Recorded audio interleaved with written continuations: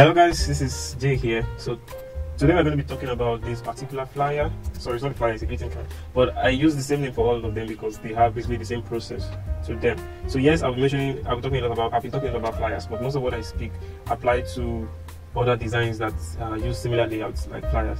Alright, in fact, some things that we talk about applies to a lot of editorial and publication designs.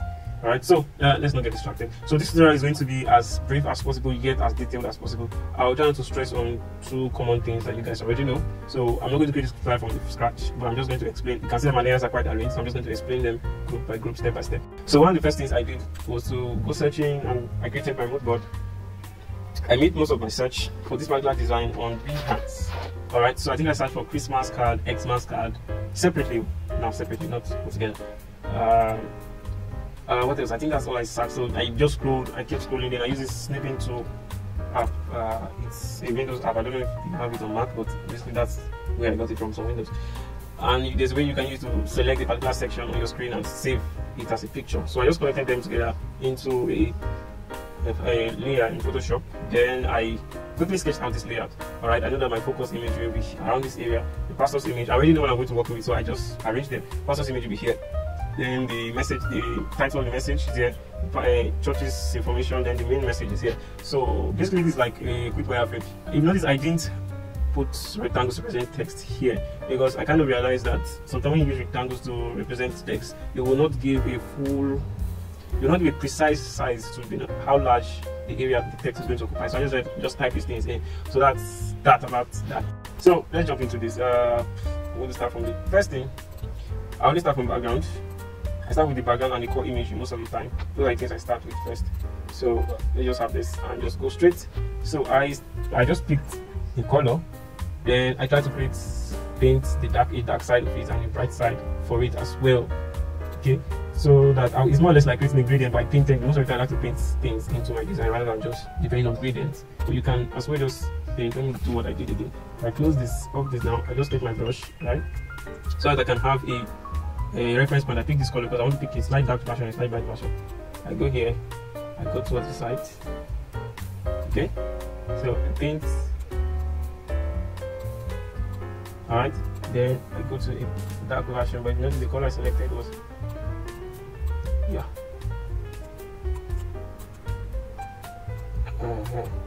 oh, I don't think that's the color. I think it had more gold in it. Yes, yeah. Well, I think it has more gold than that. So basically that's what I did, yeah. Then I placed in this, let me show you what I put there. So it's set to linear bond.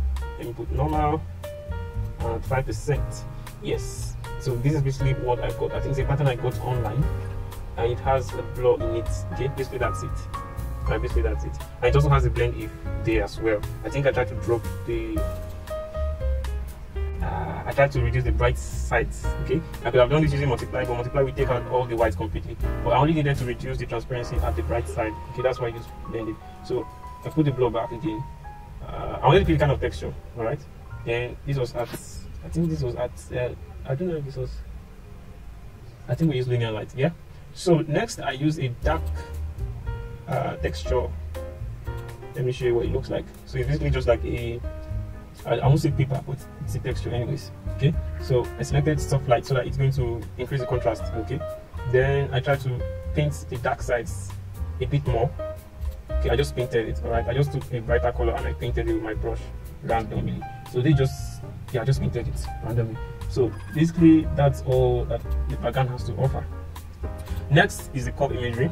Now this one is a bit complicated, but I'll explain to you. It's also quite simple. Also very simple, very simple. Okay, so everything starts with this Christmas balls. I think that's what it starts for, Christmas balls or Xmas balls. So I got this image on YouTube, on Google, of course. So first of all, I saw that okay, the colors doesn't really match the setting. So first of all, the white background is not necessary here, so I need to cut it out. So I have to get rid of it. First things first. Next, I have to adjust the colors using selective color.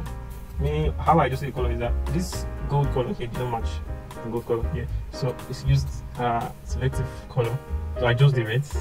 Okay, where I increase the magenta values. I don't know if I affected that color. I drop down the yellows completely. Okay, I'm not sure I touched this once.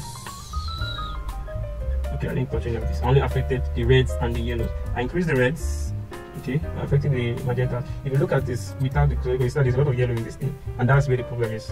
Okay, I have to reduce the yellow and increase the red. So that's why that's what I did here. You can see that the cyan, when I select this red section, reduce the cyans there. I didn't really do anything with this yellow, so you can neglect this. But the important thing is I added more magenta. This will mix well to give more red. The yellows, which was really where the problem was, I had to drop them. Apart from dropping these ones, I have to drop them down and increase the darkness. I think that's what that does. Yeah, that's what that does. Yeah. Let's see what that does. Okay. So I think what this did for us was to just not allow the red take everything away. Because if you take it out, you see more of the magenta coming out. So the yellow kind of balances it out. I think this one has to do with the saturation of the yellow of the color you selected. So, but don't get lost with those guys, with this thing, because even myself I don't understand it so well, but to a level I understand it. Probably I will teach it. Then I adjusted the curves. I noticed that these places now sometimes you know that when two elements are not blending well. Let me show you how you discover that.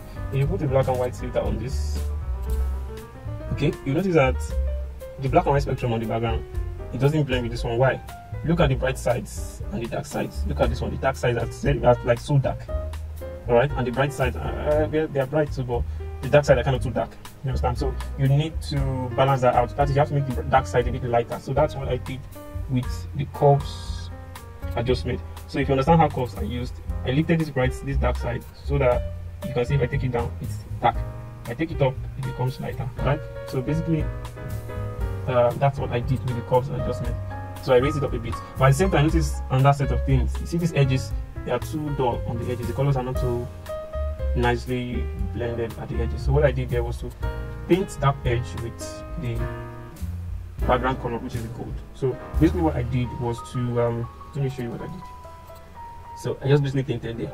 All these edges, just painted it, then changed this to overlay. Okay, so what that did for me, and of course I clipped it, everything was clipped to this image. So it didn't go beyond the balls. Understand? So the next thing I did, what did I do to this one? I think this one I did a slight color grading on it. So what I did here, now you see that there are multiple lines here. I didn't do anything with these major adjustments. The algebra adjustment, I didn't do anything there. But when I went to the red end, so I noticed there's too much blacks in the dark area, so I need to add the red. So that's why I came in and improved the red. I increased the red by lifting this up. Alright, I added more reds to the dark sides. Okay. I don't know if I did anything on the green side. No, I didn't do anything. On the blue side, I reduced the blue on the bright side. When you reduce blue, you increase the yellows. Look at this. Okay, that's what it gives us. So I just reduced a bit because I wanted more, a little touch of yellow there. So that's for that side. Then I included stardust. I use screen blending, but this is how it looks normally. Okay, this is how it looks normally. I just wanted this stardust, gold dust, whatever. That's what I used to search for, gold dust. So that's how it looks like. But I came here and use screen. Okay, the other ones that can work, but screen seems to be the best for me. Okay, this one is nice. I don't know why I didn't use this. Probably because it's too heavy.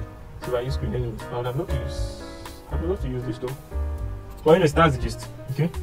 So I think the next thing that I did was to add some bits of lightning, some area. Now, one advice when you're adding lightning to your image, add the lightning to the places that are already bright.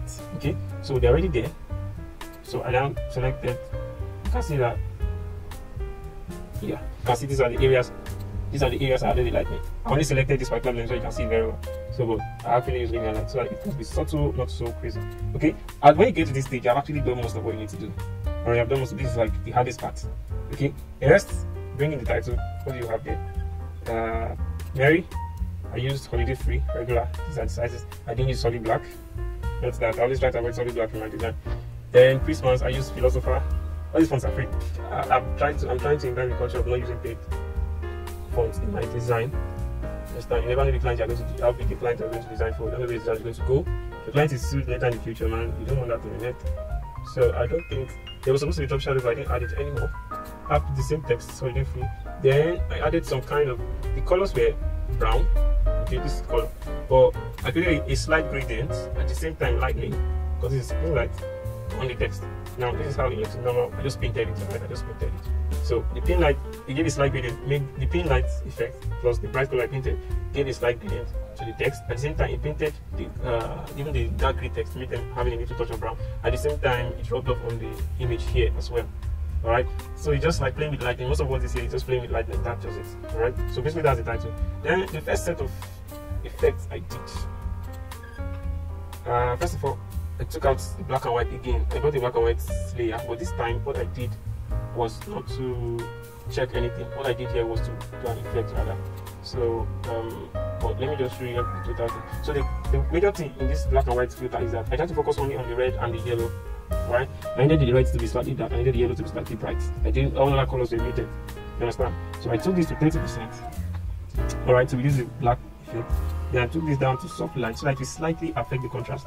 Alright, to slightly affect the contrast. See the change? See the change. This area is getting a bit brighter, and the dark area is getting slightly darker. I forgot something in the color imagery. Now, this thing doesn't just work by itself. I added a little drop shadow. This one was, I painted, of course, I just duplicated the object, converted it to full black.